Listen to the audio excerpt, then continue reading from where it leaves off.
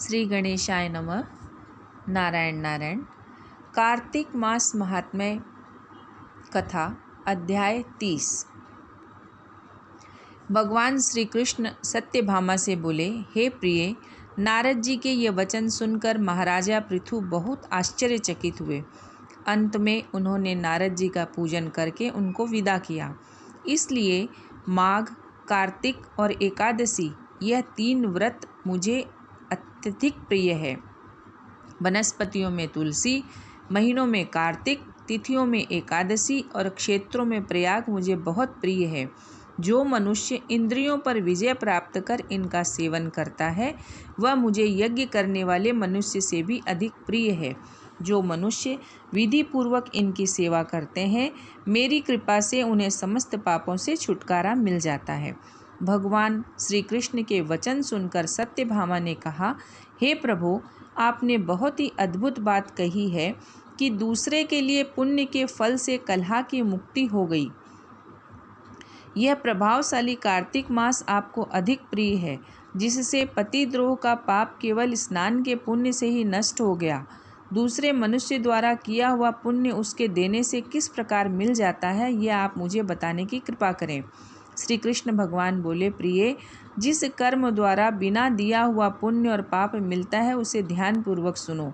सतयुग में देश, ग्राम तथा कुलों को दिया हुआ पुण्य या पाप मिलता था, किंतु कलयुग में केवल कर्ता को ही पाप और पुण्य का फल भोगना पड़ता है।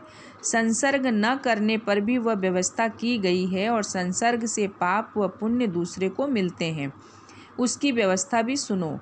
पढ़ाना, यज्ञ कराना और एक साथ भोजन करने से पाप पुण्य का आधा फल मिलता है।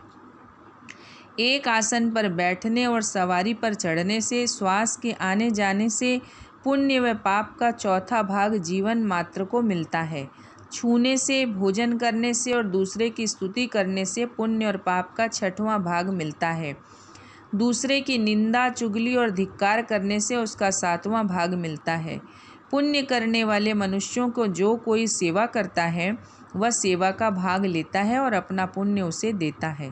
नौकर और शिष्य के अतिरिक्त जो मनुष्य दूसरे से सेवा करवाकर उसे पैसे नहीं देता, वह सेवक उसके पुण्य का भागी होता है। जो व्यक्ति पंक्ति में बैठे हुए भोजन करने वालों की पत्तल लांघता है, वह उसे जिसकी पत्तल उसने लांघी है अपने पुण्य का 6वां भाग देता है।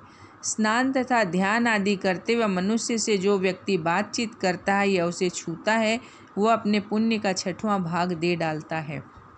जो मनुष्य धर्म के कार्य के लिए दूसरों से धन मांगता है वह पुण्य का भागी होता है।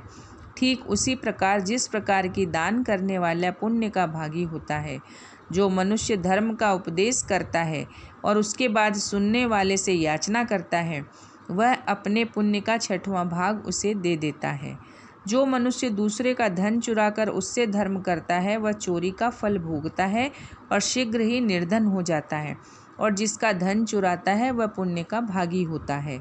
बिना ऋण उतारे जो मनुष्य मृत्यु को प्राप्त होता है, उनको ऋण देने वाले सज्जन पुरुष पुण्य के भागी होते हैं।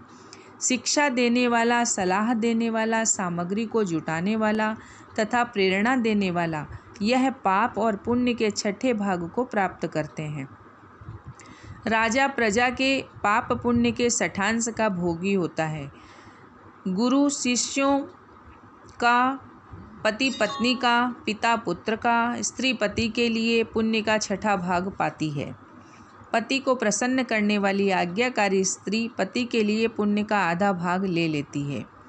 जो पुण्यात्मा पराये लोगों को दान करते हैं वह उनके पुण्य का 6ठा भाग प्राप्त करते हैं। जीविका देने वाला मनुष्य जीविका ग्रहण करने वाले मनुष्य के पुण्य के 6ठे भाग को प्राप्त करता है। इस प्रकार दूसरों के लिए पुण्य अथवा पाप बिना दिए भी दूसरे को मिल सकते हैं, किंतु यह नियम जो कि मैंने बतलाए हैं ये कलयुग में लागू नहीं होते। कलयुग में तो एकमात्र कर्ता को ही अपने पाप व पुण्य भोगने पड़ते हैं। इस संबंध में एक बड़ा पुराना इतिहास है जो कि पवित्र भी है और बुद्धि प्रदान करने वाला कहा जाता है। उसे ध्यानपूर्वक सुनो। यह इतिहास 31वें अध्याय में बताया जाएगा। नारायण नारायण।